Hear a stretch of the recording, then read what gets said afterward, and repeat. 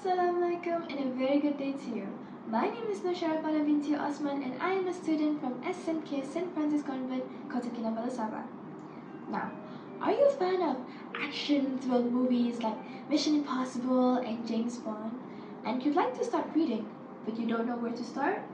Well then, I've got the perfect book for you. The Tyrant King by Alan Jones.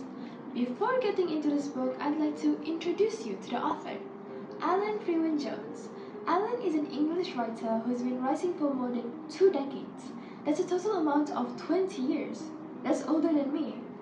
Not only that, he has also written more than 90 books in his lifetime, mostly for children and young adults like me. Him being born in the James Bond movies era, he has always been fascinated and interested in spy films and espionage. He took such great inspiration from it that he even succeeded in convincing some of his friends at school that he was a member of a top-secret British organization.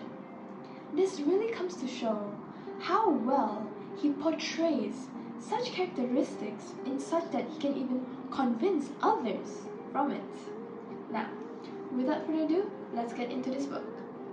The main character that stars in this book is Zack Archer, an orphan from a young age who lived in a children's home in London.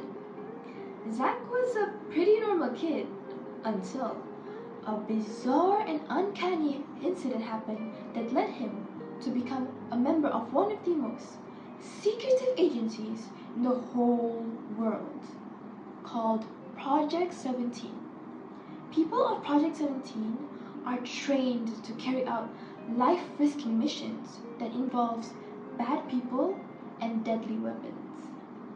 In this book, it talks about his first undercover operation where threats have been made against royalties, the King of Monte Cristo and his family.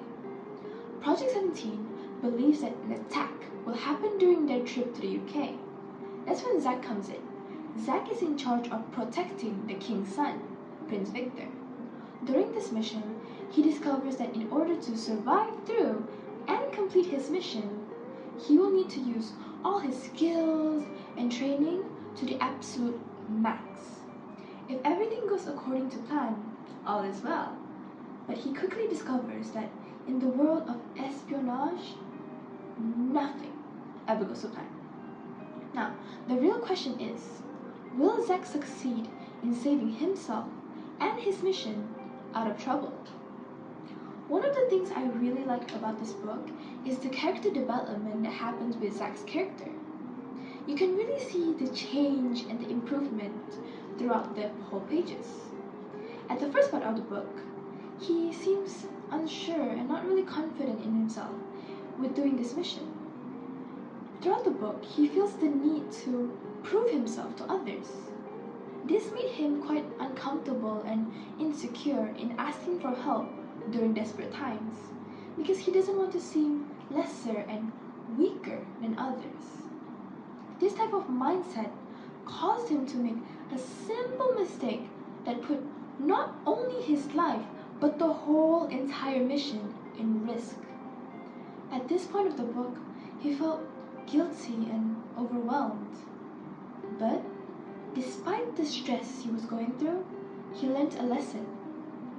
At last, he built his confidence and asked his teammates who are more experienced than him for help and assistance on recovering and reviving the mission. I feel like this can also be reflected to us because some of us are going through the same thing that Zack did, being afraid of asking for help. One of the reasons why is because of the fear of judgment. This type of perspective and point of view should not dominate us and stop us from learning and growing. What I can conclude in this is, we should never let fear block us from the path of improvement. Overall, I really like this book. I rate it about 4 out of 5. You can buy it online or even purchase the ebook version of it. This marks the end of my book review. I hope you enjoyed it and have a nice day.